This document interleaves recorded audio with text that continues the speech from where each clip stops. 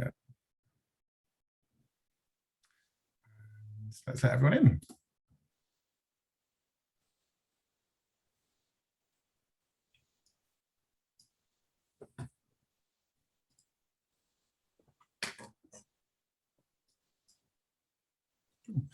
Morning, everyone. Hi, hello. So my name is Anthony from Culture Central, Assistant Director for Strategy and Policy. Thank you all for showing up this morning. It's really lovely to see you all here, and more importantly, actually, to see you all here to talk about research and data, which is very, very exciting. I'll do a bit of an introduction very briefly on kind of how the session is going to work today, and then I'll introduce briefly all of the different people that are speaking as well, so you can see who is going to be talking. So in kind of in terms of housekeeping stuff, essentially there should be closed captions should be available to you at the bottom of your screen, so you'll be able to turn that on if you'd like. There's a live kind of transcript button there that you should be able to use. We are recording the event today as well, and it will be shared afterwards, so do feel free if you want to kind of have your camera turned on or off, however you would like. We won't be recording the breakout rooms and things that are happening kind of later on in the session today. But basically what we're here to do today is look at kind of the research that has recently been launched that looks at cultural engagement, audiences, infrastructure, and kind of the economic analysis of culture within the West Midlands. And we've got a number of different speakers. So kicking off will be Mehak and Lily from Hatch and We Made That. So I don't know if you want to wave so people can see who you are. Okay, and then we'll have Katie from Indigo talking about the audience research, followed by David from Baker Richards, who'll be giving us some insights into the Place Profiler tool as well. After everyone has done their speaking, we'll then kind of move into a bit of a practical session. It's unofficially being called the pub quiz, but it will be very competitive. We're expecting people, we'll have digital prizes of some form, I'm sure, for it, but we'll tell you more about that later, and you'll be working in small breakout groups for that. And then we'll be having a conversation kind of towards the end of the session today, where we'll be looking very much at feedback from what's kind of come out of the research and data, and thinking a little bit as well about what other things we might want to do as a sector. So whilst the presentations are kind of going on, there'll be an opportunity to ask questions at the end of each presentation, but do feel free to pop things in the chat if you've got any specific questions that you want to ask. And then we'll have a bit of time at the end of each one to ask some questions as well. Brill. So I think that is everything for me in terms of logistics. If anyone's got any questions, do feel free to pop them in the chat. But I'm going to hand over to Erica, who is Director at Culture Central, who's going to tell us a bit more about what's been happening. Hi, morning everyone. It's really lovely to see everyone on this fine Tuesday morning. I know I was going to say Monday morning then, that's I had a day off yesterday. So yeah, just want to say we're really excited to share and show you this piece of work that's been developed, commissioned and funded by Arts Council England, Birmingham Commonwealth Games, Birmingham 2022, Birmingham City Council, Coventry City of Culture, DCMS, Greater Birmingham and Solihull, the West Midlands Combined Authority, and the West Midlands Growth Company in partnership with Culture Central. Also, just want to say a huge thank you to those who were commissioned to do that, which we have got them here speaking. So Hatch, Indigo, Baker Richards, absolutely fantastic piece of work. Thank you so much for that.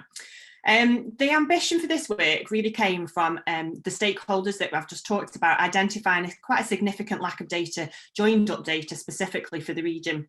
Especially as we started to move towards City of Culture and Birmingham 22 and those mega events for our region, we really wanted to understand the starting point and how we can build and measure on the impact of those events, especially as part of the legacy as well. And this is a first for our region to have this amount of comprehensive data across the board. We really wanted to understand the people and places of our region and to support the sector as well, to be prepared ahead of the changing landscapes and priorities, and also the opportunities that those changing landscapes might bring.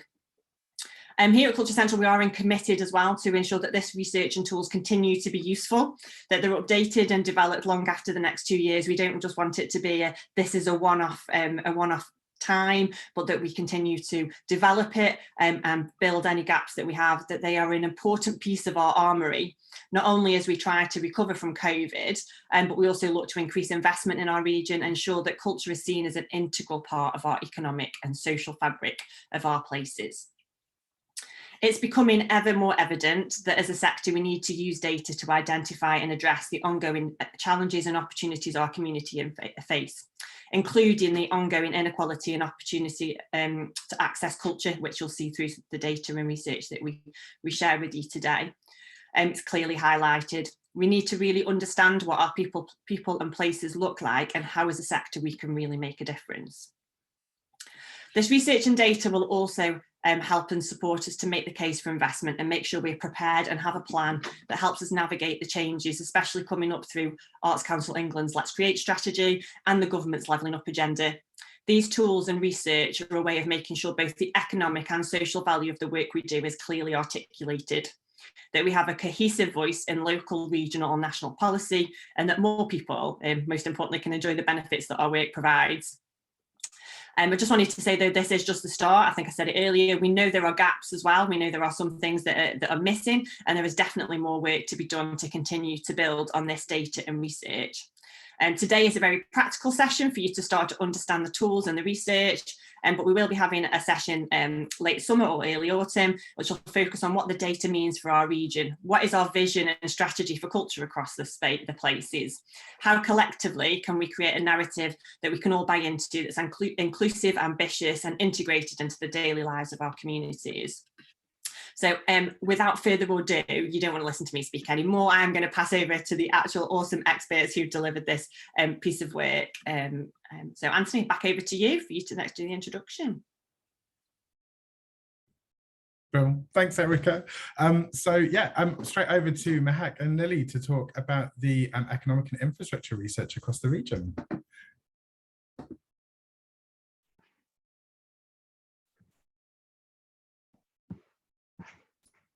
Hi all, sorry, I'm just trying to share my screen. Thank you, Anthony and Erica, for inviting us to this event, and it's great to see a lot of people who are interested in seeing this piece of work and taking it forward as part of the region.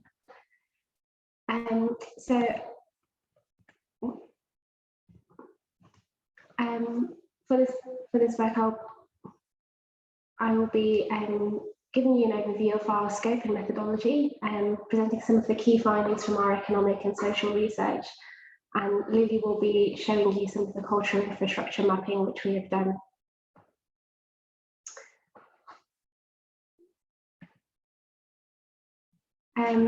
So our scope was to provide both a quantitative and qualitative analysis of the cultural sector in the West Midlands, and this would be used as an evidence base for future development in the sector, as well as showing the opportunities around the major events such as Coventry City of Culture and the Commonwealth Games and other place-based approaches. Our work looked at mapping the cultural sector and infrastructure assets. We then took an analysis of the cultural sector employment, the further and higher educational data, as well as looking at public and private sector investment into the cultural sector. We then assessed the wider economic impact of culture on the sector and the region, as well as looking at social value indicators. As part of this work, we did an additional section which looked at 4 key areas within the combined authority, and kind of delved more into the data and providing more evidence for those areas. So how did we define the cultural sector? Culture and arts can mean a lot of different things to different people, but in order to provide and have a strong evidence base, we use the definition of the cultural sector from the DCMS. This looked at a number of different subsectors which we've used to build a picture around culture in the area. Where possible, we have compared these to the sector as a whole, the whole economy, as well as the digital and creative industry sector, as these often overlap. So key findings from the economic research. We begin by looking at the employment analysis. This is in the way. Culture. There's a high amount of employment in the cultural sector. So there's around 16,320 jobs. However, the data currently doesn't account for the freelancers in the economy, which are up to 50% of additional people who are working within the sector. This graph gives an outline of how culture weighs up compared to other sectors. Although it may not look so great and so big in this overall image, when compared to other areas, the West Midlands does have quite a high cultural sector employment. And when comparing to the likes of West Yorkshire, Cambridgeshire, Liverpool and North of Tyne, you can see how employment weighs up. The cultural employment is highest in Birmingham at the moment, being a larger city, but there are large clusters of activity across many of the different cities and local authorities which make up the combined authority area. When looking at how it compares to the national average in terms of the location quotient, which gives you an idea of the specialisms in the combined authority area, you can see there is high levels of specialisms, particularly in things like heritage, crafts, and museums and galleries. And overall, that does show that the combined authority area has specialisms as a whole in subsectors such as crafts, heritage, and museums and galleries. Culture is a rapidly growing sector in the combined authority area over the last few years, and it has outperformed nearly every single sector, as you can see, where growth in the cultural sector in the West Midlands is 20%. It is much higher than the growth in the national average for culture. This is attributable mainly because of a large number of local authorities experiencing cultural employment growth. The region has strengths in both arts as well as other sectors which have been growing as a sector. However, as we all know, COVID-19 has had a significant impact on the cultural sector, and this is shown by the number of people taking up the coronavirus job retention scheme. As you can see, arts, entertainment and recreation take-up has been quite high. However, it is in line with the national average. It's also led to a decline, unfortunately, in the number of cultural-related jobs being posted in the past year. So how does this impact the economic contribution of culture on the sector? The sector has significant spillovers on other parts of the economy, and where there is one direct job in the cultural sector, it has an effect of 0.78 additional effect on the economy. So where one person is employed in culture, that one job is supporting almost one more job in the economy. And same with DVA, where £1 is spent in culture, it has an additional multiplier effect in the economy of almost one more pound. So what does this mean in its entirety? Where 16,320 people are employed in culture, the actual total effect in economic terms, it supports 22,700 jobs in the economy, as well as having a 1.1 billion TVA impact. When comparing to other areas, this is much higher than retail, legal and accounting, and real estate. And in terms of the job numbers, it's on level with low carbon and environmental technologies and financial services. The sector is quite large. The other type of impact that culture has is the impact of cultural tourism. So there were 134 million tourists to the West Midlands Combined Authority area in 2019. This supported 137,000 jobs and 113.1 billion in visitor spend. Culture is accountable for 20% of that. So culture is a primary purpose of visit for 1 in 5 visitors, and it's estimated that around 28 million visits to the West Midlands Combined Authority area are due to culture. This leads to £2.3 billion of visitor expenditure from culture itself, with cultural tourism generating in the order of 40,000 jobs and 1.8 billion in GVA. This is equivalent to 1 in 47 jobs and £1 in every £50 of GVA in the economy. We also looked at the further and higher education provision in the area. So around 5,500 students are enrolled in cultural related further education courses. And there is a diversity in these students. So 81% of these students are female. The spread of courses is quite high within the combined authority area. So there are a large spread of cultural providers as well as learners in the area. And there is also a strong representation of students from ethnic minorities, which are not necessarily represented always in the cultural sector. In terms of higher education provision, there are around 8,200 people enrolled in higher education courses, with 45% of cultural related courses taking place in Birmingham City University. And the most popular course is design studies. Although cultural courses have declined, these are in line with the national trend. So this is something which would need to be addressed in the future. We have taken an in-depth understanding of the public and private investment in culture, looking at a number of different funding streams, so both the public sector as well as the private sector.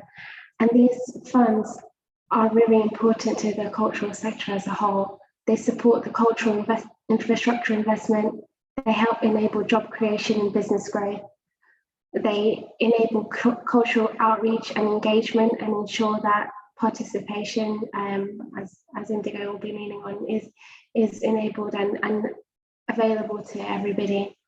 It also provides opportunities for education, training and mentorship, and also is a beacon for attracting foreign direct investment. We also took an understanding of looking at crowdfunding as another form of investment. And pages such as these have been a way for cultural institutes to raise large sums of money in a short period of time, as well as raising awareness of the work that they do.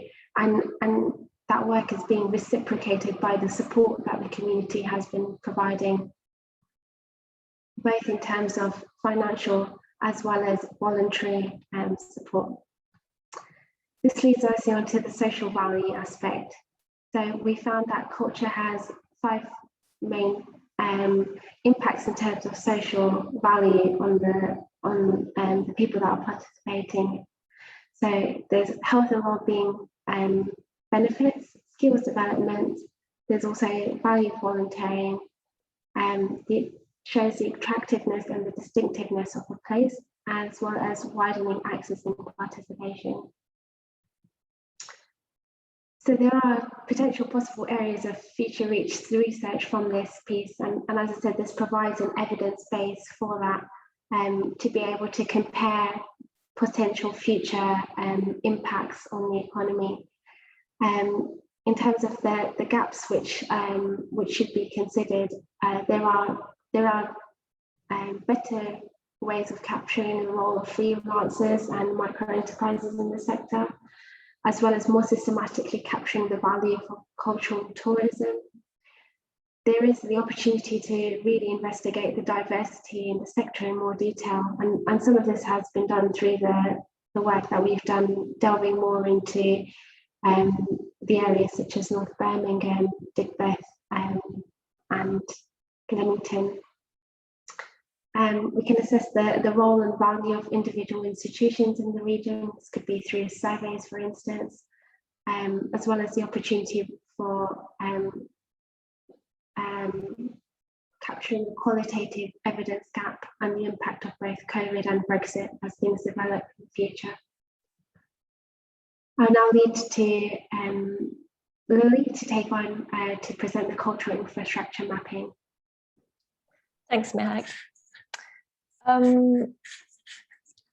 Great, so yeah, the cultural infrastructure map. So you will have maybe seen the online mapping tool that has been published as part of the research package, and hopefully had time to have a look at it and play around with it. If not, I invite you to do so. There is a little video tutorial on the website that hopefully explain how you can use the tool. But today we thought it would be a good idea to spend a few minutes just to give you a quick overview on the approach that we've taken to develop the map, and provide some thinking around how it can be useful as it is, and in the future, moving forward, think together about how this tool may evolve to create and add further value. So this is just a kind of quick recap of the cultural infrastructure mapping and the different type of spaces that we've mapping. So overall, we've identified more than 2,000 spaces that host and support cultural and creative activities and initiatives regularly in the region. That does not include heritage assets, that figure. Can you move on to the next slide, please? But I guess, first of all, why a map? I think it's worth saying that a map can be a very powerful tool as a kind of vehicle of information. It can be an extremely kind of versatile tool, and it can be, you know, loaded with many kinds of data that can be unpacked, isolated, reconfigured. So it can be useful for a range of different purposes, from strategic decision making and policy development to place-based understandings and initiatives. But this comes also with a set of challenges, as there is, you know, so much things that could be mapped, and there is also a lot of methodological challenges in relation to definition, in relation to data gathering and data ownerships, etc. So we have had quite a lot of discussion in the early stages of the project with the stakeholders involved to figure all this and agree on the approach to be taken. And the overall idea for the map was really to start building a solid initial understanding of the cultural infrastructure landscape across the region, their characteristics, their distribution, their geographies, and to start also building recognition of the incredible cultural infrastructure assets that the region is home to. From this, start to help inform the development of strategies and proposals to support growth in the sector by informing planning and policy, for example, or cultural and economic development or new collaboration. Thanks. Obviously, we always knew that this initial mapping was not going to be fully comprehensive. By focusing on infrastructure or physical space only, we have not captured a number of cultural assets and organizations that are not necessarily operating from a space. But what we have tried to do overall is really to develop that initial mapping framework with the idea that the map could be scaled and evolved over time, so that additional layers, data and information could be added into the future. So this is a definition that we came up with for the initial kind of mapping. So cultural infrastructure is understood as the physical spaces hosting and supporting creative activities as their primary function or regularly. So you can see here on the table the different typology used to categorize the spaces, and that includes performance and exhibition spaces. So where art and cultural activities is consumed or showcased. That also includes community, participatory and education spaces where cultural and creative activities are accessed in a more communal or participatory manner. We've have a category called creative open workspace, where is mainly where art and culture is produced, made or fabricated. So that includes recording studios, that includes film studios, artist studios. And finally, a final category is around key environmental and heritage assets, as well as outdoor spaces used for cultural activities. Next slide, please. So these maps here are just showing those kind of 4 broad categories of spaces, and this is very high level, of course, but we can already see some interesting clustering patterns when looking at that map at regional level, and it's quite interesting. And I guess you can picture how zooming in to those maps will give a more nuanced understanding of the cultural infrastructure landscape at a local level. Next slide, please. Just a bit more on methodology and how we went about categorizing the space. So to collect and compile the data and information on to make the map, we have used both local knowledge, so have engaged with local authority representatives and key sector representatives to collect existing listings, existing information, existing data on space. But we have mainly spent a lot of time doing desktop research and data scrapping to identify the spaces. And so you can see here on the slide roughly how we went about categorizing each spaces. So each infrastructure have been attributed a typology. Some of them have been listed twice, as it is recognized that a single space or building can have multiple functions.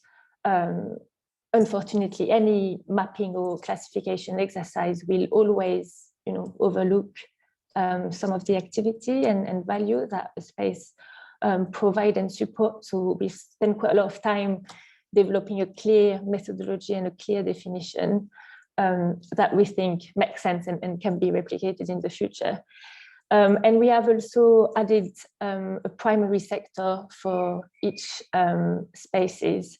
Finally, for all the venues that have an easily quantifiable capacity, we have also added the exact capacity number and attributed a size to them. So additional analysis can be carried out around cultural venue capacity and audiences.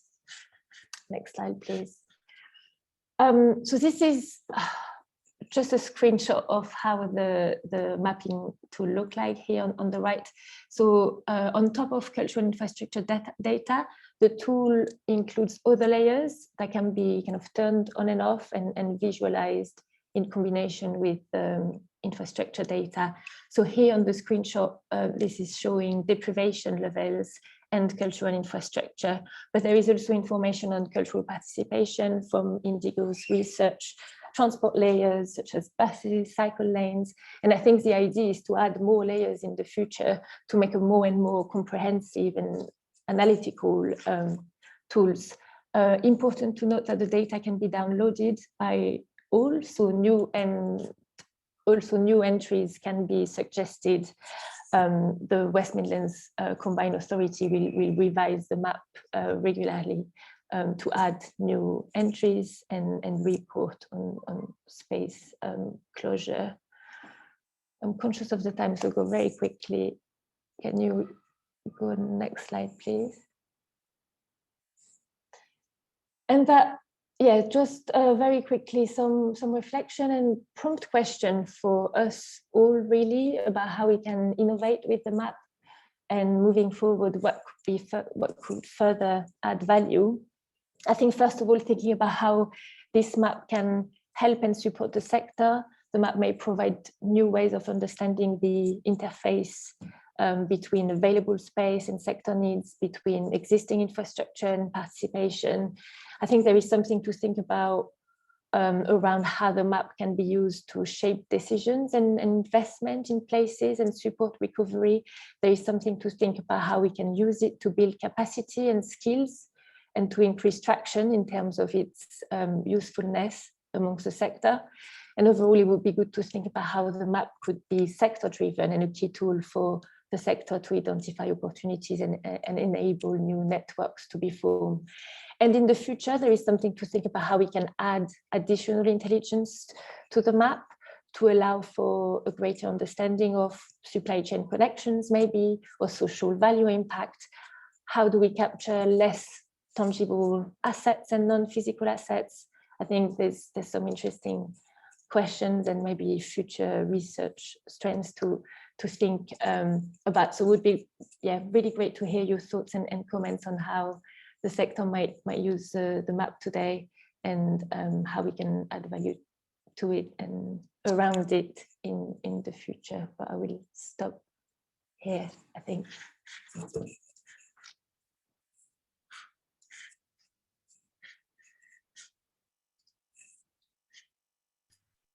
Well, thank you so much, Lily and Mahak. It's an amazing report. I really do encourage everyone to read it. There is a real wealth of data in there. I think one of the things that's really interesting about it actually is being able to understand the kind of the ecology really of the region, and understanding what value, what infrastructure, what kind of things are happening in the different places across, and being able to identify who else is doing things in the places that you may well be working with, the people that you might be working with, and being able to I guess understand more about this ecology that we're all part of and we're working with, and that we all collaborate with it. I'm going to open it up to questions. We've got 5 minutes for some questions, if anyone's got anything they particularly would like to ask about the research.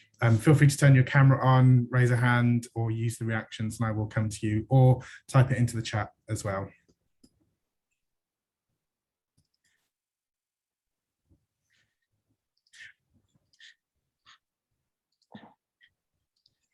Can't see anyone, but I might be wrong. If I'm going to kick off with one, because Mahak, you spoke a little bit about kind of the distinctiveness of the place a little bit within the region, and I wondered if you could talk a little bit more about that and how that maybe compares with what you were expecting to find, or if there's anything particularly unusual about the distinctive kind of nature of the sector within the region, and what makes it up. So I think both Lily and I can answer this question. In terms of kind of the distinctiveness, it's just amazing to see kind of the different sectors and how the different employment jobs are supported. I mean, for me, seeing the impact of the economic contribution of culture in the region, and just how that can support future and further jobs in the area is very interesting. In terms of kind of the distinctiveness of place, I think that's addressed more in the cluster work, where we've done a deeper dive into 4 different areas within the combined authority area, and speaking to a range of different stakeholders within those areas. It's great to kind of learn and see the ambition of those areas, and kind of the work that goes behind and is taking place in making that a place and a space for culture. Lily, would you like to add anything?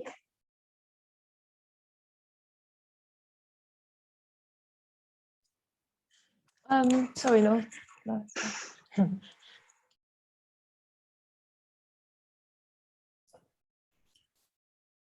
Well, we'll have time towards the end of the kind of this morning as well, where we'll be able to dig into some more questions. But I think it sets us up really nicely actually for now, talking about kind of the other kind of the other half, or the other side of the research as well, which very much kind of looks at audiences and engagement across the region, which Katie and David have both been working on, and again ties into the idea about this ecology and being able to understand, I suppose, who make up the people, the places, what kind of their experiences within the region as well. So I'll hand over to you, Katie.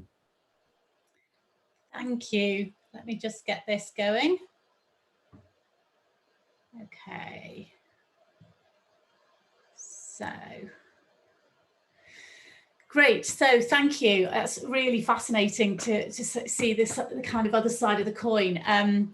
What I'm going to be talking to you about today is is looking at it from the audience end of the telescope, and actually even further than that, looking at the population of the West Midlands first.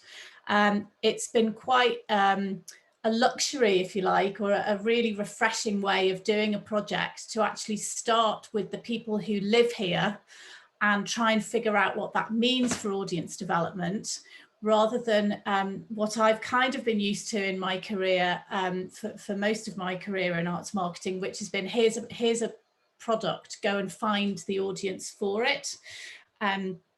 So this has been a really interesting way of going about it. And it basically starts again with a kind of mapping, but instead of mapping cultural assets and infrastructure, we're mapping people and their engagement with culture.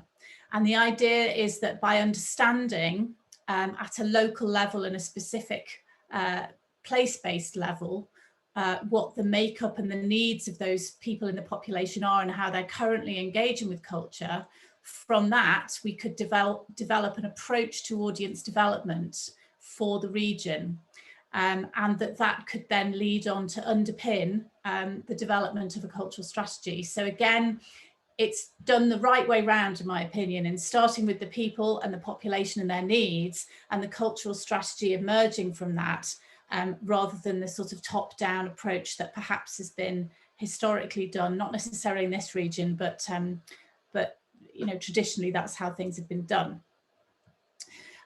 Geographical scope wise, we were asked to look at this in 3 areas. The orange blob in the middle is Birmingham, and then the orange and the purple blob combined would be the West Midlands Combined Authority area. And then area 3, which includes all the green bits, is what's known as the 3 LEP area. So it goes all the way up to Lichfield at the top, down to Stratford at the bottom. So if we look at this area as a whole and just look at what's distinctive about this area in terms of the population when compared with, say, the rest of England.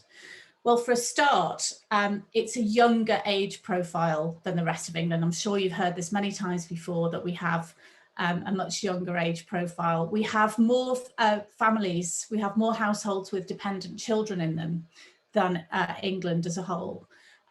No surprise that as across the region, we are ethnically more diverse, with a lower social grade, a lower level of education, and a lower level of economic activity on average.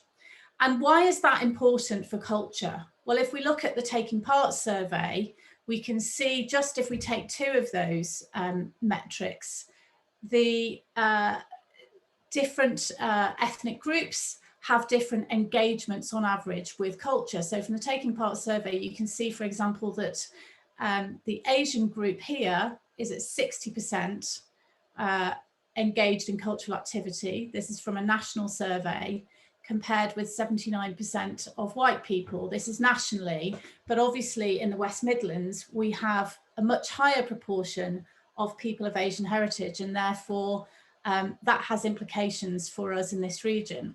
And people of lower social grade, much less likely in this national survey to engage in culture compared with ABC1s. So that's why the population that we have that has these characteristics has implications for culture. So what we did, and I'm going to ask David to explain in a minute how, David from Baker Richards, to explain how we put all this data together, but we came up with the idea of a West Midlands place profiler. The idea being that we would create a data visualization tool which brings together lots of different sources of data, so that we could have a single picture of cultural engagement. But crucially, that tool would then allow us to look at different areas across the region and compare them and see what's distinctive within the region, as well as taking the whole region and comparing it with England, for example. And what we hoped would come out of that was that there could be, and we're hoping will come out of today, some commonality of purpose around what we're trying to achieve, and to some extent challenging some of those assumptions or norms, or broad brushstroke things that perhaps people have said something meaning the whole region, and actually there may be pockets of the region that are completely different from that. So it's how we have a tool that enables us to start having those conversations. So that's what we tried to build in order, not for data's sake, but in order to have a tool that we could use. And I'm going to explain how we started to use that tool in a minute. But firstly, I'm just going to ask David Rees from Baker Richards to explain how Baker Richards did the clever bit of pulling all of this together. David, are you right, thanks, Katie. I am here. Are you going to throw in all of the just throw it little all bits? Yeah, why not? So I'll show you a kind of version of the place profiler shortly, but just to give you a sense of where all of this data comes from, we're kind of using 4 different categories of data. So starting with the kind of demographic data that you can get publicly available from the Office of National Statistics, the ONS data up there. So we can cover things off like ethnicity, social, economics data, so those kinds of things that Katie just showed. That gives us a picture of the population. And then on top of that, we're also pulling in a considerable amount of data from what we're calling captured data. So this is data held by ticketing agencies and cultural venues, as well as quite a big data set from the audience finder data, which that provides us a kind of overview of everybody who has purchased a ticket for a cultural event. And I should also say that this is looking at 2019 data. So it's pre-pandemic to give us a really good baseline of cultural engagement. So that captured data covers about 148 venues, over 2 million tickets, and 370,000 bookers, so people who actually purchase the tickets, which is about 22% of the households. On top of that, we're also pulling in data in this blue section over here, which we'll call attitudinal data. So this is based on population surveys, which have been then extrapolated and applied to various levels of granularity across the region. So we've got things like the Target Group Index survey, which is a measurement of engagement with theatre, museums, pop and rock. So it's more of a kind of an estimate of who is engaging with those types of culture. Plus we've got audience spectrum, which some of you will be familiar with. So we can look at the engagement across the different segments, from those that are highly engaged through to those that are less engaged. Plus at a local authority level, we've got the active live survey. So that doesn't have quite the same level of granularity. But again, it's another measure of a cultural engagement. And then also that 4th level of information is the cultural infrastructure that Hatch were kind of showing earlier. So we can bring that into the place profiler as well. So you can actually start to overlay all of those data sets together to really get a really good understanding of what's going on within the region. And that is all brought together at the lowest level of granularity is MSOA, which I'm not sure everybody will be familiar with, but it stands for Middle Super Output Area. And it's one of the kind of geographical building blocks that ONS kind of came up with to kind of measure census information and kind of have a comparative base year on year.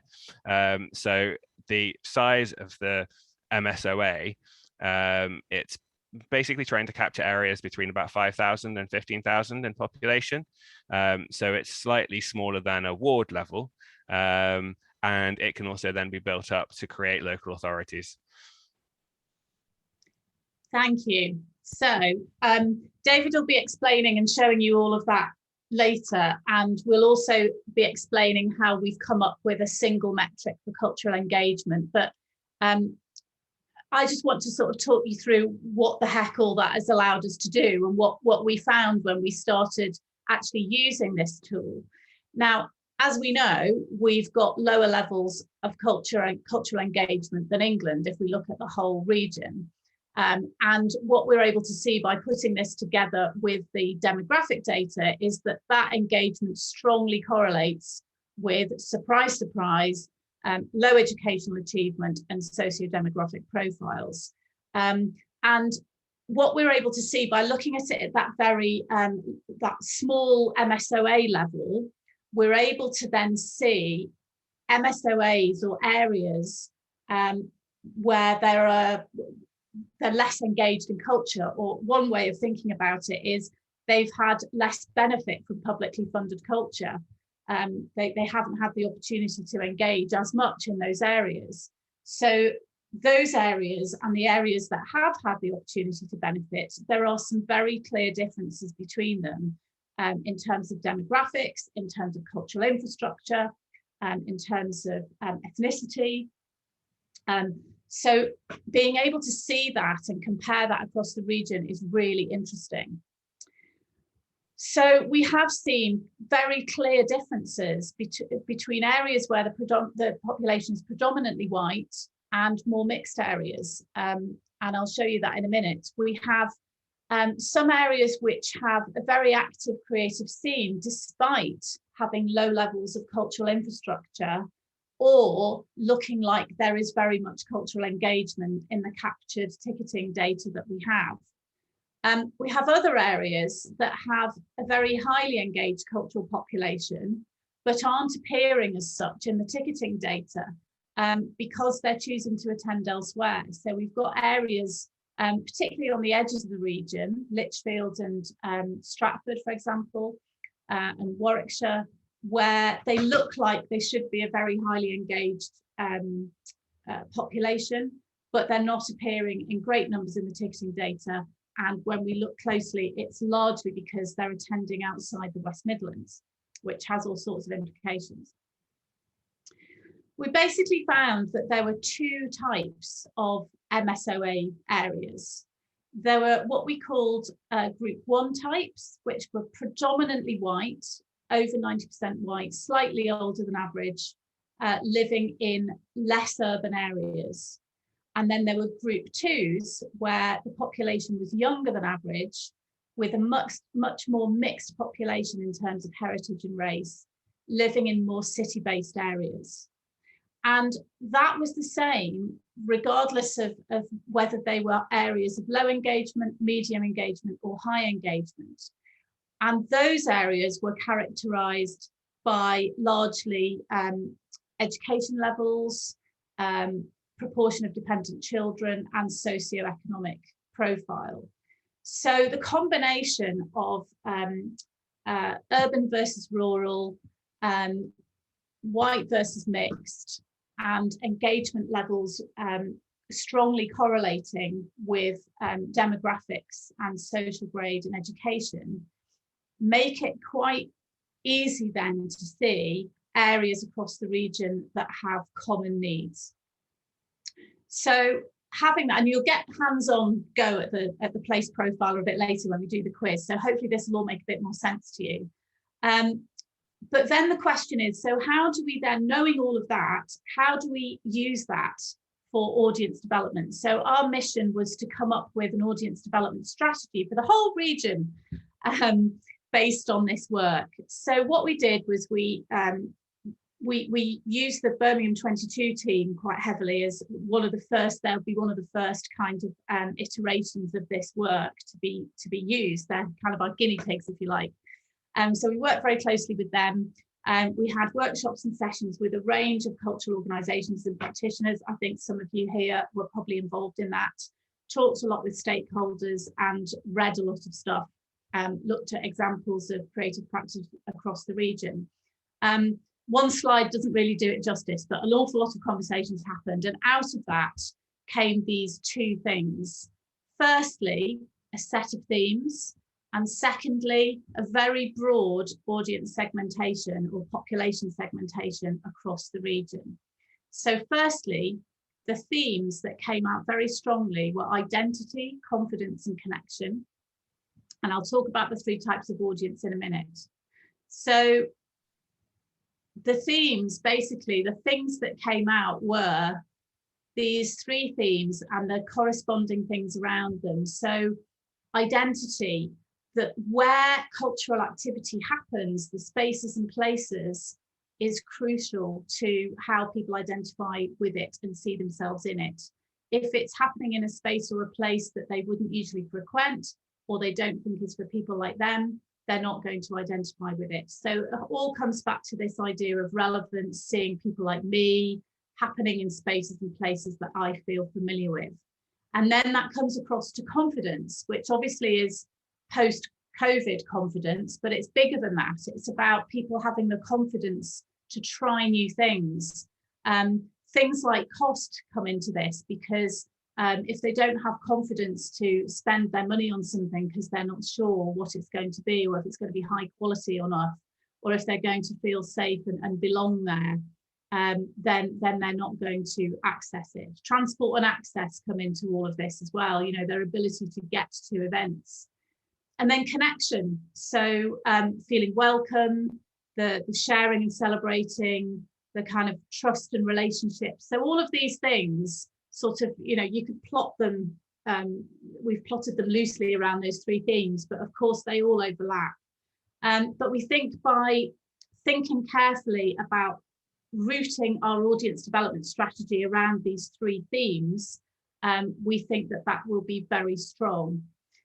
Secondly, in terms of the audience segments, we've basically identified three types of people across the region.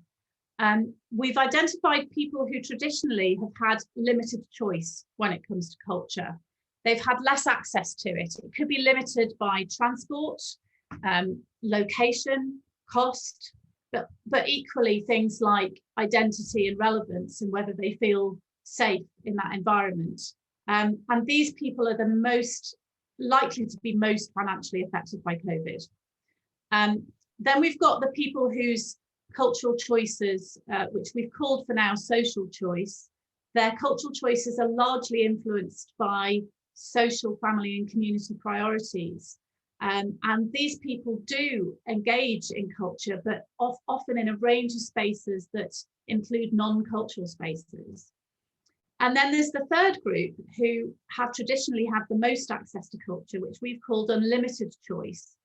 And these are the people who attend a range of events in the West Midlands as well as elsewhere, especially London. Some of them are choosing London over the West Midlands. And their cultural choices are based on their personal interests and their perceptions of quality, and they're probably the least financially affected by COVID. So if we try and put those two things together and say, okay, so these are broadly the three segments, and we can pinpoint where these are based on the areas in the region, and we map them against our key themes, we basically come up with the things that we need to concentrate on for each of these segments. So for limited choice people, for identity, it's going to be finding familiar spaces and places. It's important to see people like me reflected. Relevant images and language are going to be very important. So you can see as we go through these, connections are going to be made through community-focused work, celebration of communities. The socially driven group, the kind of connection bit, everyone's welcome, very socially focused, bring the whole family, everybody gets involved, events with a wide appeal for wider groupings. A strong West Midlands identity and flavour for these people is going to be very important. And then for the unlimited choices, you may think they don't need a focus, but actually the challenge with them is to get them to choose the West Midlands for their culture rather than going elsewhere. So it's about groundbreaking autistic projects. It's about promoting autistic quality. It's about making sure that they see the national and international recognition of the West Midlands. And perhaps in terms of building communities and connections, it's about using their relationships with existing cultural organisations that they already have in the region as gateways into different communities and different types of work. So that's the framework that we've put together. The Commonwealth Games team have already started using that on some of their projects, and they say that they're enjoying using it and they're finding it easy to implement. And I'd be happy to talk to anybody who wants to try and use this framework in their own work. I'm keen to see it adopted. And finally, before we break for coffee, I'm just going to sort of flag that one of the things that's come out of this that we need to kind of recognise are a few issues for the sector. Firstly, the whole definition of culture and creativity. The way that this is measured at the moment is very much based on people buying tickets for things in venues and sitting on seats or going around an art gallery. And I think what's come out of the cultural infrastructure work, and hopefully through this work, is that we need to have a much wider definition of that now, and we need to get better at finding tools to capture and measure that engagement and creativity that's going on. The idea of these disparate communities having very different relationships with culture, and the different areas being very different in terms of their cultural makeup, in terms of cultural infrastructure, as well as the way that they're engaging with culture. And given that we know that people engage in spaces and places very differently, there's a big opportunity there, isn't there, to put together the cultural infrastructure work with this work to say, okay, where are those opportunities? I think the third thing is around, particularly for that very confident cultural audience, recentering and revaluing the region, making the West Midlands the place that people choose for culture. And then the final thing is, you know, is the investment going forward, does it need to be in physical infrastructure, or given that activity needs to take place in non-cultural venues, is it also about putting some of that investment into, more of that investment into activity rather than necessarily building more cultural venues? But I know that's controversial, so I will stop there.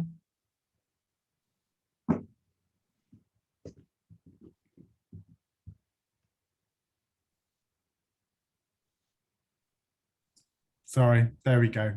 Too many things popped up all at once, and thank you so much, Katie. I get way too excited about both of these pieces of research, but the audience research I think is really just an incredibly valuable way of looking really differently at what is happening for the people within the region, what their experience is with publicly funded culture, and I think actually yeah, it gives us a lot of prompts to think about the types of work that we do and should be doing maybe in the future as well. I think it's really interesting in the context of the shifts that we're seeing in terms of funding and in terms of the economics of the sector as well, and that idea of understanding much more kind of what the what's happening socially, what's happening in terms of demographics, and how important that will be for funders like Arts Council in the not too distant future coming up right now.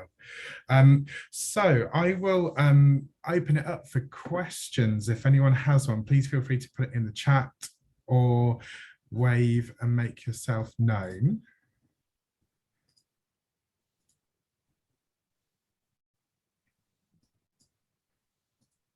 Oh, so we've got one question from Becky. Becky, feel free to unmute and ask your question. Oh, hi, thank you very much indeed. That was very interesting in terms of the data being shared. I work for DCN and Embed. We're a cross-sector consortium in respect to equality, diversity and inclusion.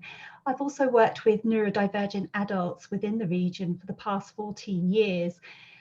A lot of these people don't have a formal diagnosis, which can be challenging both socially and economically in terms of employment, and also in terms of strengths within the workplace, and also support in terms of that first initial step. So I'm more than happy to have a conversation with people about that. Anyway, my question is pretty much following on from that, which is the data itself is really great. It really flags a number of key situations in respect to COVID recovery, the position of the sector within the regions, etc.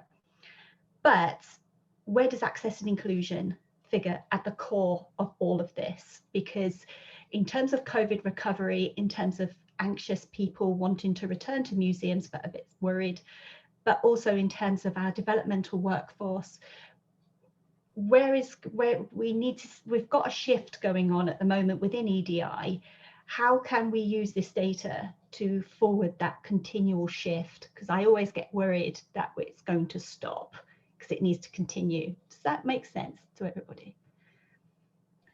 Yeah, thank you, Becky. Well, everyone feel free, Erica, Katie, Lily, Rahak, if you've got something to add on this, still feel free to add in. But I think it's something that we are really, really strongly aware of, actually. I think, and it's probably not unfair to say this, that the research looks at looks at kind of existing data, looks at what is captured. And I think it's really missing essentially all of the things that you're talking about around different abilities and where that kind of factors in with this. It's not, so as far as I know, it's not captured anywhere, certainly in terms of Arts Council data or in terms of DCMS type data. That kind of information isn't particularly captured. So I think there is something there that that's a challenge that we need to think about, essentially. I don't know if anyone else has got anything they want to add in on that. Yeah, I mean, I think we definitely need better data on that to be able to again, it's about shining a light on a situation so you can make informed decisions and start to do something about it.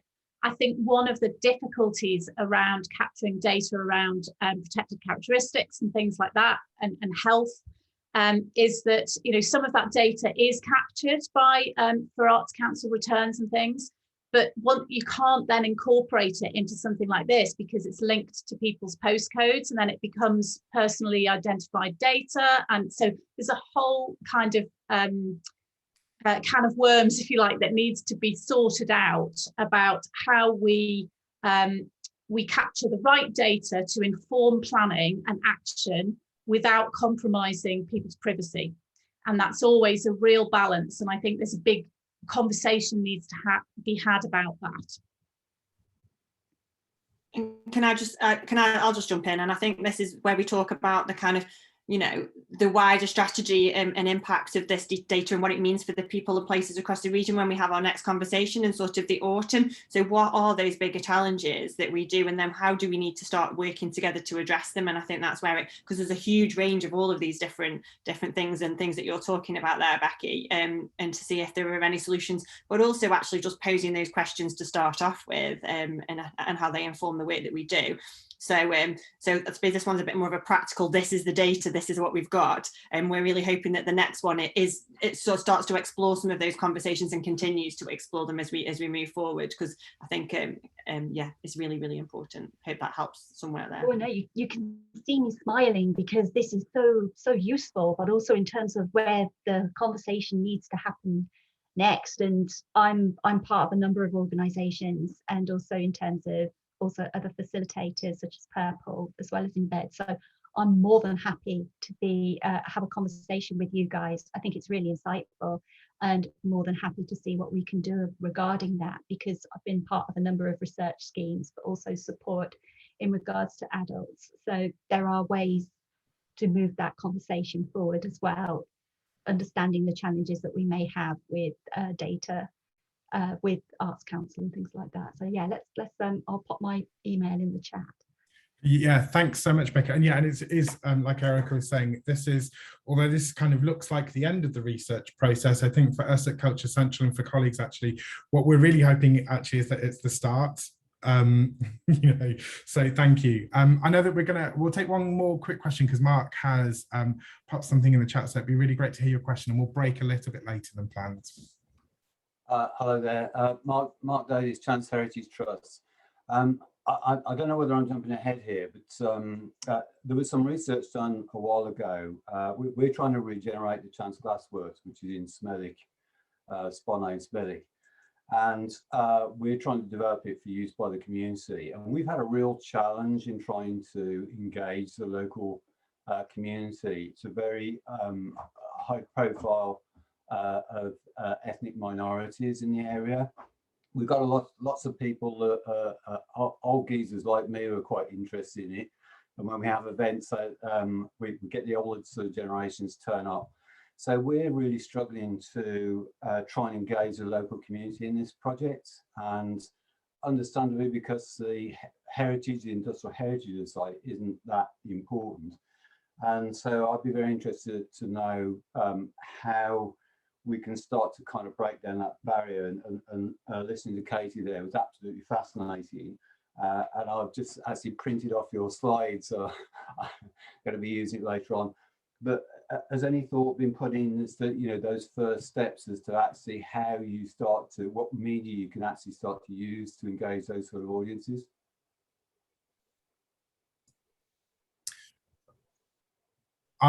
People, please do jump in on this as well. I think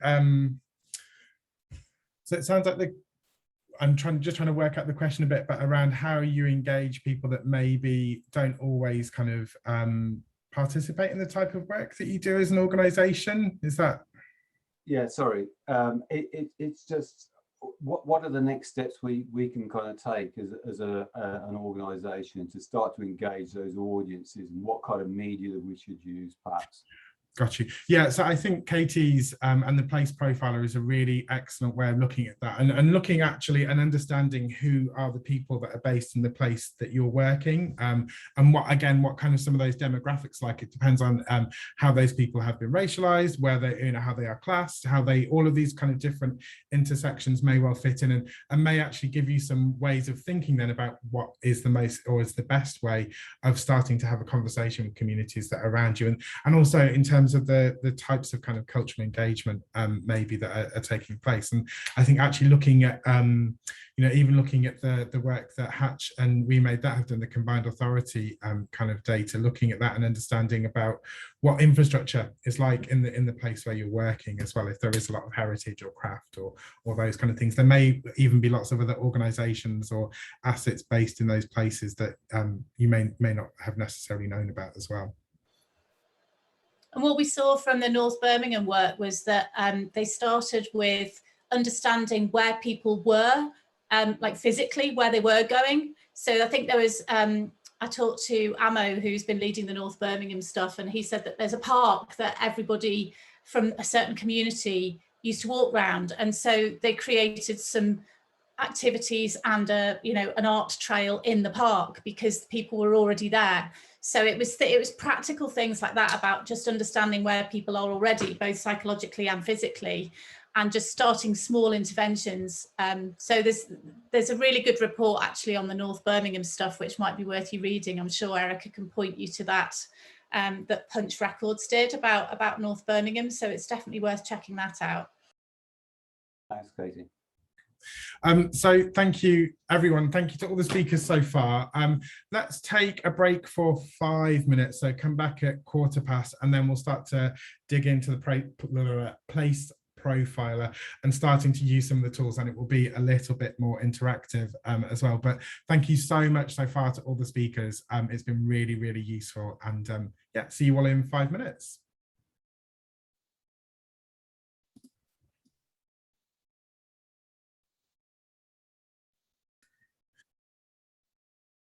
So I'm assuming that everyone is back and everyone's had a chance to grab a glass of water or tea or whatever else will help. The rain has just started here in Birmingham, so hopefully I won't get flooded out for the second half. But what we're going to be doing now is David's going to give us a bit of an introduction to the place profiler, which kind of sits alongside the audience research that Katie has been talking about. Excuse me. And then we'll have a chance to go into breakout rooms towards the end of that presentation and actually kind of get hands-on with it. So I will, I'll hand over to David. I'll let you tell us about the place profiler. Great, thanks, Anthony. Let me share my screen.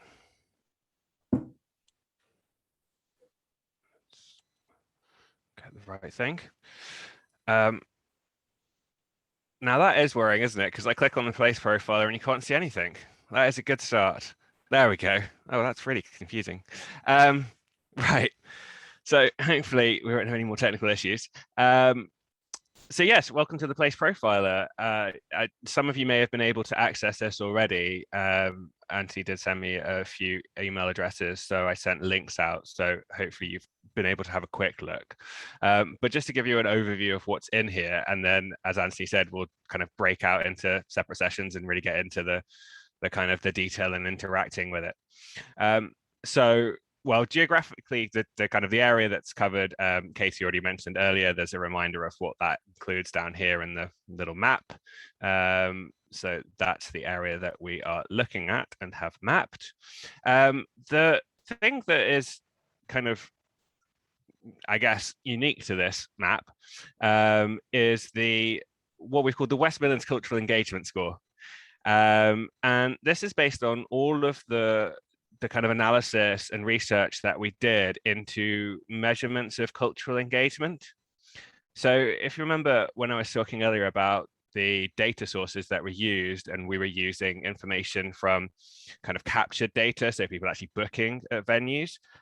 Alongside that, we were looking at the kind of attitudinal data, so what we would expect people to be doing given their propensity to engage with culture. And what we found were that there were kind of key characteristics amongst the demographics that were engaging with culture. And I guess that we're saying culture in a very traditional sense of culture, that that we're kind of defining as the as the measurement here.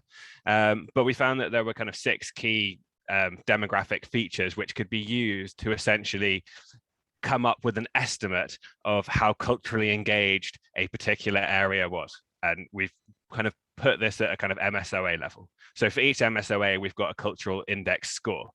And the score ranges from 100 down to 1, with 100 being the MSOA with the kind of the most engaged population, down to obviously 1 being the least engaged. And just bear in mind that 100 doesn't mean that everybody in that MSOA is engaging with culture in our definition.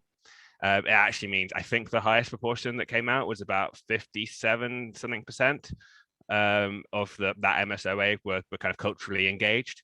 And then down to the kind of the least engaged, which I think was around 20%, so 1 in 5 people.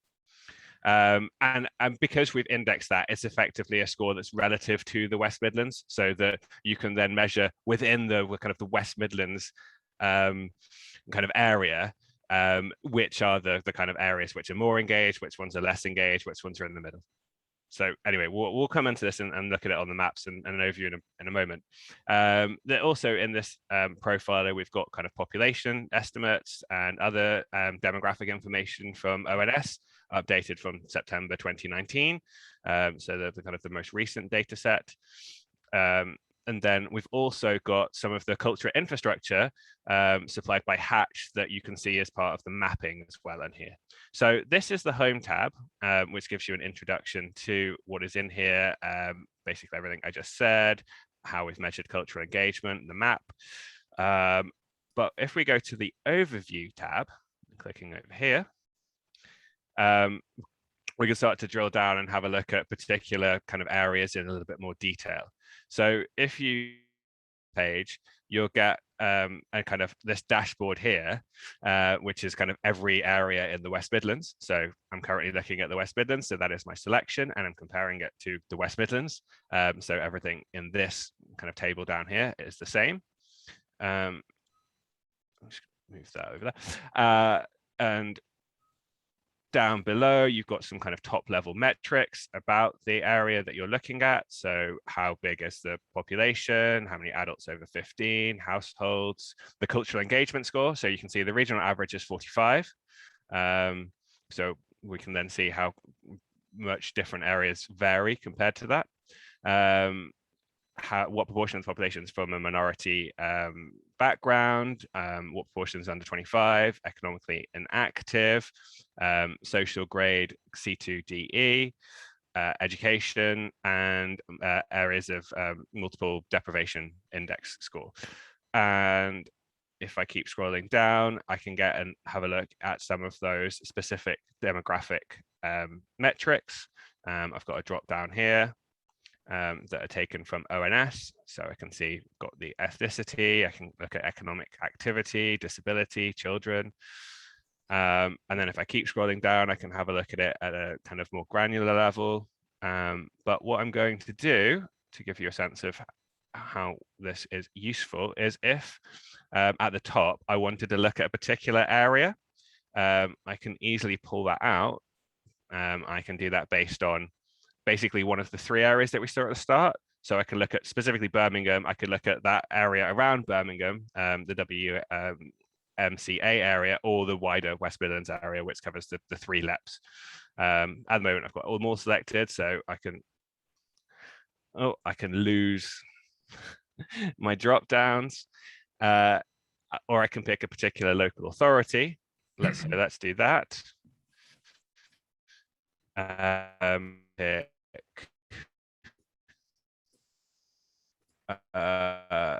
let's pick rugby. Then will happen once that is selected and loaded is that the dashboard will automatically update. And now what I can see, click off this a minute, is for rugby, how these different metrics compare against the West Midlands. So I can see that there's a slightly higher portion of white ethnicity compared to the 79% of the West Midlands, slightly higher levels of employment, slightly lower levels of social grade C2DE. I've then also got actually a slightly higher cultural engagement score for Dudley. I can then see how some of those other top level metrics compare against West Midlands, and in fact England, I should say, because obviously we've got census data from England to compare for some of these as well. So 10% from an ethnic minority background compared to 23% in the West Midlands and 15% in England. And then if I scroll down, I can then see a little bit more about some of those key demographics. Let me pick a different one. Let me pick highest qualification and see how that compares.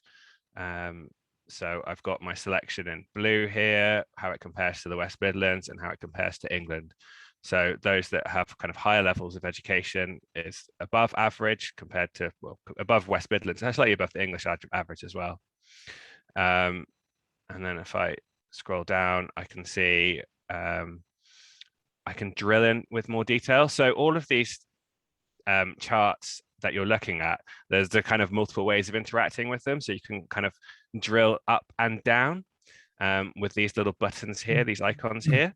So if I wanted to look at a, so at the moment I'm looking at local authority level because it's rugby, but if I wanted to drill down and look at it at MSOA level, I can do that by hitting the arrow here to drill down, and then hopefully this will, no, it's not happy with that. Oh, I think it might be loading. There we go. Drill down to look at it at MSOA level. So MSOAs, as you see, they're kind of, they don't have the most intuitive names, so you can't necessarily place where they are. So it's useful to look at the map. So I'll show you the map in a second. But you can see that there's a little bit of variation then amongst those that have a qualification and those that don't across the MSOAs within the local authority. I can also, if I wanted to, look at all of this as a table so that I can then get the actual percentages that I could put into a report as well if I wanted to. So it's quite interactive. There's quite a lot of stuff you can pull out of it, and it has quite a lot of at-a-glance information. So let me then show you the third tab, which is the mapping tab. So it remembers my selection. So it'll have picked up rugby as my local authority. So at the top, I'll get my same top level metrics and how they compare with the West Midlands. But now when I scroll down, I'll be able to see some of those demographic metrics on a map. So the first map that you see whilst it loads is at local authority level, which when I've just got one local authority selected isn't that helpful because it just tells me for what proportion of that local authority is Asian and Asian British in this case. But if I scroll down, and I should be able to then see it, the second map gives me information at MSOA level. So I'd say MSOAs in name aren't that useful. However, when you can start to look at them on a map, they become a little bit more useful because then you can actually locate them in space. So at the moment, I'm looking at my proportion of the MSOA, which is Asian or Asian British. I'm also looking at the cultural engagement score of these particular MSOAs, but I can easily go and change one of these metrics up here. So if I wanted to bring in, again, let's have a look at social grade, because I know that, or let's look at the C2DEs. Click too many times now. Think about that for a moment. There we go. And that should now update the maps. A little bit of time. Oh, I've also got Asian British. So yes, you can have multiple selections of the data. Let me get rid of the Asian British from up here, and then we'll look at just the C2DE social grade.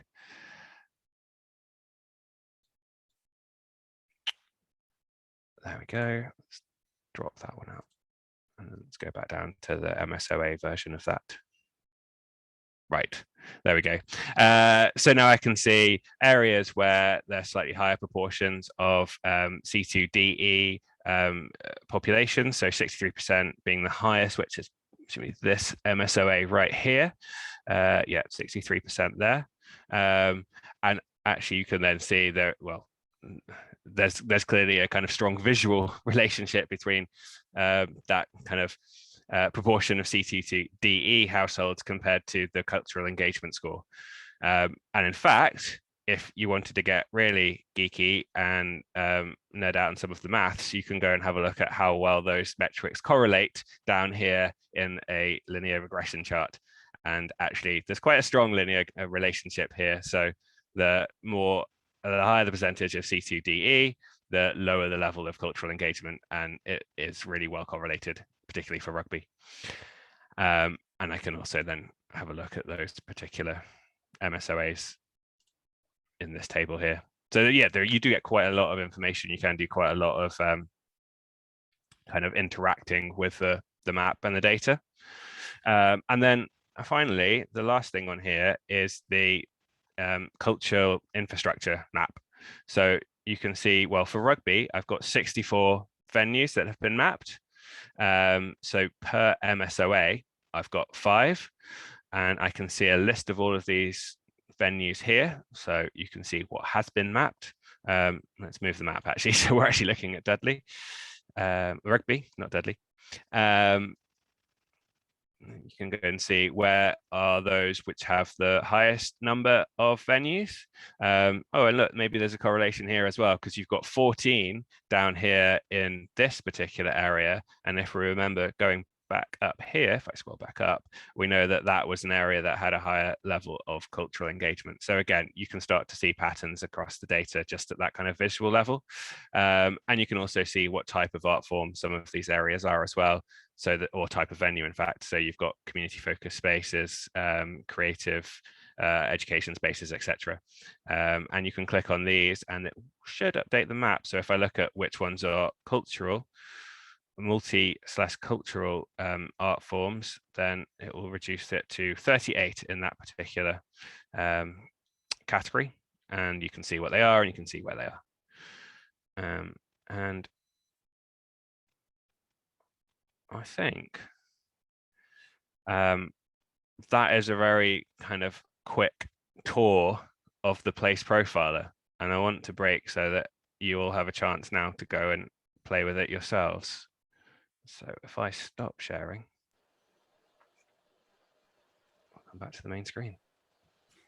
Well, so I hope everyone's ready for this now. This is the not the most exciting part, just another peek on the journey that is the research program this morning. But we're going to try doing a treasure hunt / quiz, not quite pub quiz because it's a little bit early, I suppose. And we're going to have a go at using the place profiler. So Katie in a moment is going to talk through some of the questions, but let me explain first what we're going to do. I've assigned you all into breakout rooms, so you'll be in groups of about 3 or 4 people. We're going to put some questions in the chat from the place profiler. The groups are all kind of randomly assigned, and what we would suggest is in your group, if you kind of make sure that at least one of you has access to the place profiler, and that person, for them to be able to kind of share their screen basically, so you're all able to take a look at it and kind of work on it together. If you are really stuck when you're trying to work through some of these questions in your group, we won't be able to, the messaging doesn't work in Zoom as a whole group. So one of you will need to leave your group and come back out into the main room. Off the top of my head, there's the button in the bottom where it says leave, and you should be able to just leave the room rather than the Zoom call. And I think that's it. Yeah, so if you get really stuck, pop back out, talk to one of us and we'll come in and help you. Katie, would you like to, our quizmaster, Katie, I'm going to introduce you. It's a very long time since I've run a pub quiz, but I hope you're all listening to David's demo and watching carefully, because you're going to need what he was telling you in order to do this quiz. So what I'm going to ask you to do is I'm going to just put some questions in the chat now. And what I would like you to do, there's 3 or 4 questions using the overview tab. So you don't need the first tab, which is all the kind of maps, the map and the general gist of it all. You need the overview tab first, and there'll be 3 or 4 questions there. And your mission is to try and find the bits of data or the stats that I've put in these questions by using the place profiler. Now, in some cases, there's more than one way of doing it. So it doesn't matter which way you use. It's just to explore using the profiler. So have a go. If you get stuck, as Anthony says, pop back into the main room and me or David will come in and have a look at what you're doing. So there's a few questions on the overview tab that in total are worth 8 points. And then there's a further set of questions using the maps tab, and that does get quite tricky. So if it starts getting a bit hard, that's right, it's supposed to get harder. And there's 12 points up for grabs on the maps tab. So there's 20 points in total to be won. Anthony has promised digital prizes, no idea what they are. So I'm now going to post the questions in the chat, which I believe will still appear once you go into your rooms. And Anthony will send you off into your breakout rooms. Cool. Good luck. And just a note as well, make sure that one of you is writing down the answers, because we're going to bring everyone back together for scoring, and we're going to assume that digitally everyone's going to be very honest with their scoring as well. So we will see you all in about 25 minutes. Okay.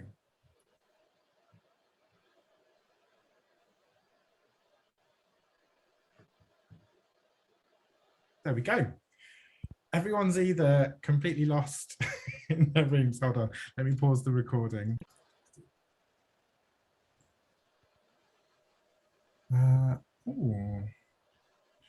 So everyone is back. Sorry, I was just double checking there to make sure. How did people find it? Was that exciting, exhilarating? Ish. So what we're going to do now is Katie is going to run through some of the answers. So people that have been keeping score for your teams, please make note of what Katie is saying. And what we'll do is we'll actually spend a little bit of time.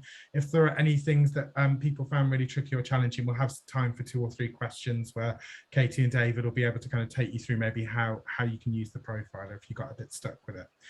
So I will hand over now to our quizmaster again, Katie, to go through the answers. Thank you. So question 1, using the overview tab, how does the whole West Midlands compare with England for the percentage of people from an ethnic minority? So hands up, who wants to answer this one? If I can see you, hang on. Trevelyan, what did you get? We got 23% versus 15%. Correct, that's 2 points. So that's a correct answer, hooray. Okay, question number 2, how does the cultural engagement score for Sandwell compare with the average for the region? Who wants to give us this one? Come on, somebody must have got this. Izzy? We said it was 30 for Sandwell versus 35 for the West Midlands. Correct for Sandwell, it's actually 45 for the West Midlands, but I think that's probably just, you've just probably written it down wrong. So 30 versus 45. Okay, so next one, give me 3 stats about Warwick that point towards high cultural engagement when compared with the rest of the region. Right, who's going to give me 1? There's 5 to go at here and you only need 3. Anybody got one? Yeah, Mehak. The cultural engagement score was 75 compared to 45. Yeah, that's a big giveaway. What else? Anybody else got one? Multiple deprivation was 12% versus 27% for the average for this region. Yeah, that's correct. Although it's not actually a percentage, it's a score. Just to Right, that's the score. Yes. But yes, it's a lot lower than the average. So there's less deprivation. Anything else? We had higher active levels of employment. Great. Yes, you can have that. The other ones you might have had were lower levels of no qualifications. So only 16% of the population don't have qualifications compared with 27%. And given the stats we looked at earlier, the higher proportion of the population being white is sadly also an indicator. Okay, So which is the MSOA in Warwick that might not fit this picture? Anybody get this one? It's a bit tricky. It's got a snappy title of a number, Warwick something. Anybody get this one? 006. 6, yeah. 006, yes. And why? What are the characteristics, or what? Give me one characteristic that you think helps point towards that. It was at like 34 or something. It was much lower than the rest of the.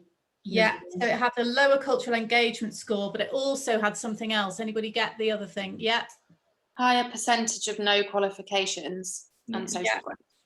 And higher levels of C2DEs. Yeah. Okay. So is there just numbers on those levels, or have they got names for areas? They've just got numbers, but if you click on the map, you can see where they are. And there's also online, there's various lookup tables that you can put MSOA in. It's very sad. Put MSOA numbers in and it will show you exactly where they are. Okay. But yeah, it's not terribly intuitive, is it? It's not great. Great. So there are 8 points up for grabs there. Did any team get all 8? Yeah, I think so. I think we got 8. Yeah. I think we got one more stat. We got lower C2DE score as against the average. Great. Oh, they're looking for bonus points now. Bonus points. Get a bonus point for that. Right. Well done. So now we move on to the maps tab.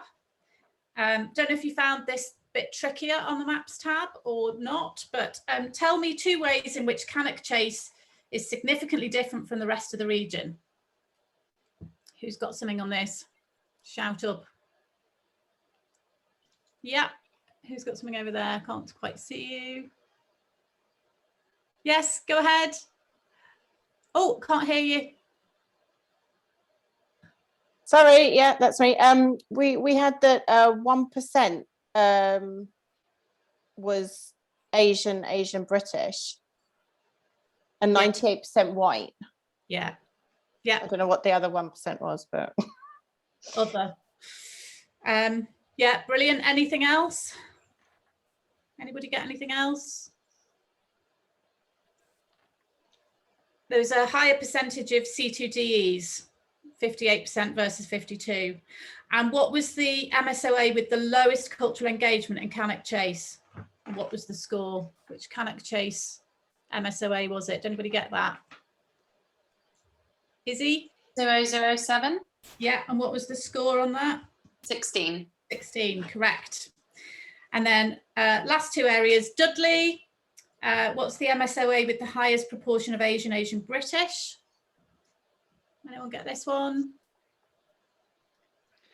That was Dudley 10 at 25. Dudley 10, yeah. Yeah, well done. Yeah. And the MSOA with the highest cultural engagement score in Dudley? 041. 041. 83%. Correct. And then finally in Coventry, this is where we had a quick look at cultural infrastructure. You might not have got this far, but if you did, what's the average? I think I actually put the answers in the question here, sorry.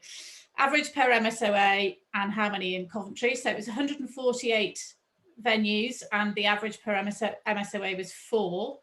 3 MSOAs in Coventry with no cultural infrastructure. Did you find them? There are actually 6, I think. You have to click on the map and click on the grey bits on the map where there are 0. So the ones that there were 6, 7, 10, 13, 32 and 41. And then the final question, how does the average number of MSOAs in Coventry, number of venues per MSOA in Coventry compare with the average in Stratford-upon-Avon? Did anybody get this? So it's 4 in Coventry. What is it in Stratford? Peter? 10. 10, yeah. So surprising difference there. So there's 12 points up for grabs there. Anybody get more than 10? Izzy, brilliant, brilliant. Okay, well done everybody. Hope that was a useful way of finding your way around the profiler, and I'll hand over back to Anthony to talk about, oh, he's put a little celebration on there, well done, that's your prize. to talk about what the heck all that means.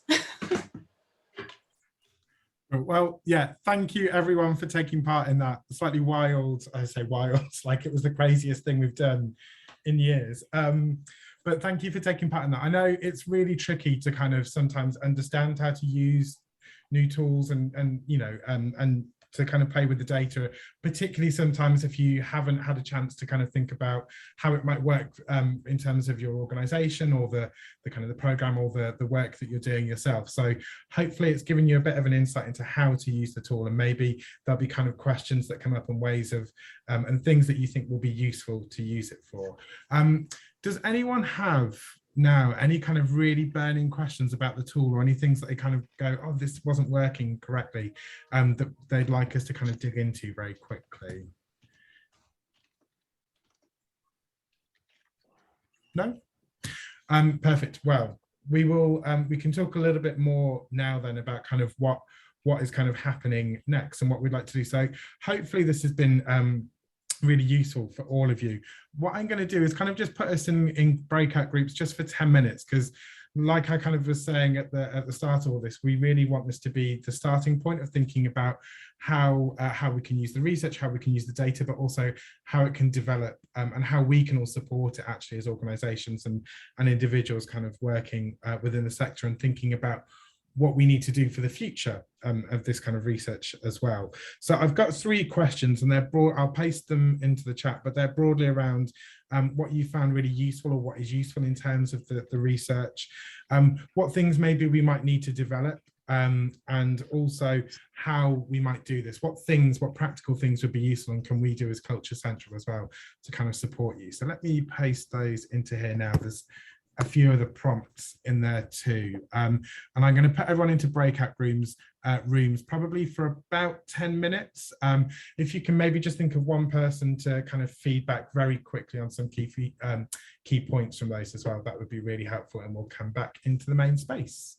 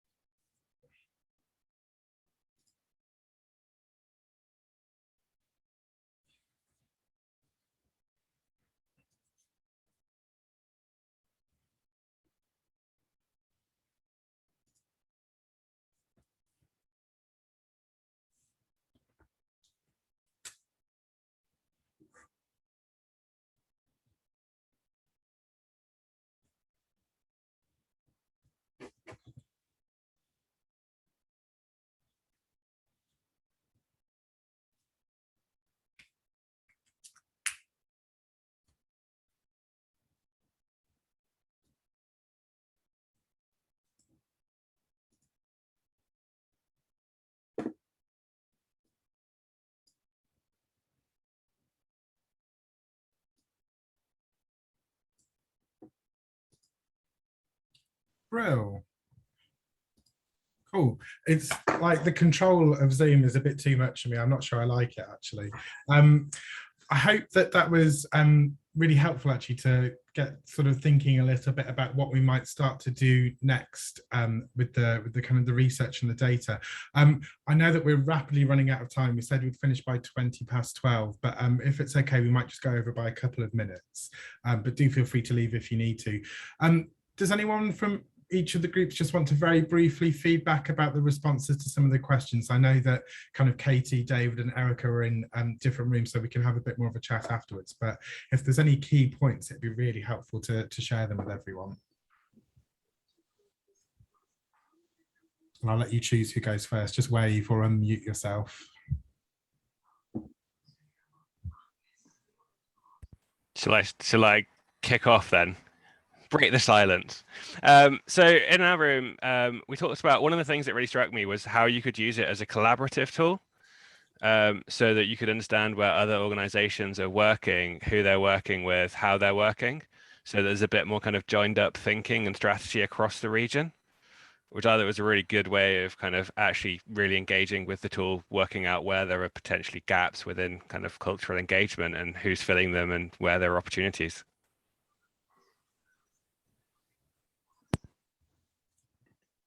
One of the things that came up in our room was the need for a sort of taking part style survey for the region, which interestingly enough is in the recommendations of the report. So the kind of need to have better data on people's actual engagement with a wider definition of culture and how we might go about getting that, and also some of the diversity and inclusion data. Perhaps if there was a kind of West Midlands wide cultural engagement survey, it could also, given if it had the right sample sizes, also deal with some of that.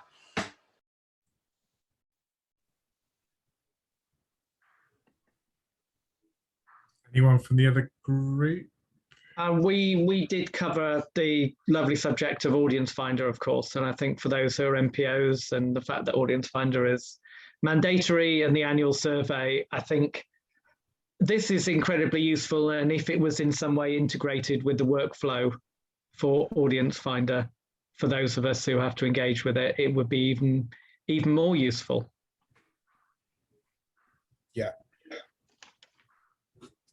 Well, so yeah, that's actually really helpful and useful point, because it kind of, I think, and I'm sure Erica, jump in if you've got things that you want to say as well, but I think, again, we're really aware that all of this is thinking about actually how does this then map out to the wider West Midlands region that Culture Central kind of works within?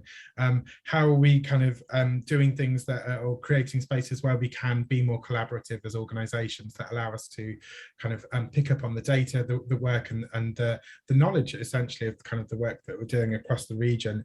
And at its core as well, I think there are a lot of questions there for us to think about in terms of equity, access, and, you know, I'm picking up on the questions that I'm not sure if Becky is still here anymore actually, but that Becky raised as well about how we can kind of think about how we are able to really explore some kind of quite intersectional ways of working and looking at what is happening in the region. But I think for us as well, the real question is what we should do next and now with it, and what we can best do to support organisations and all of you that have been here. So I think what we will, we'll have a bit of a catch up after this, and we'll have a think about maybe if there's some additional sessions that we can do with this in terms of helping people to troubleshoot the tool a little bit, maybe start to think about how it's sitting and how it's actually working for you in your organisation. So we'll be in touch with that, and we'll share some of the recordings of the event as well. Just to highlight as well that we are talking about another event in September based on the research that is a little bit more focused kind of on provocations from what the research is telling us and what a kind of a regional cultural strategy might look like as well. But just to point you all to the reports that are all available online, so do please take a look at those. And I should say thank you to everyone that has spoken, presented, taken part in the wild pub quiz as well. Maybe we'll have a real pub quiz for the next one, who knows. And also to say thank you as well to the Commonwealth Games, to City of Culture and the Combined Authority that have helped us and supported us with this event as well. The last thing that I'm going to ask you all to do, because we would really appreciate it, is some feedback on the event. There are 3 very simple questions that you can do. I've just posted a link in the chat there, just about how you found the event today, and if there's any feedback that you'd like to give us as well, we would find it really valuable. So please do click and have a look. And yeah, we will be in touch. We'd like to kind of keep the conversation going on and work with all of you to make sure that we can keep on doing more with the data and keep on using it and keep it alive so that it continues way into the future, basically. Erica, is there anything that you wanted to add, or?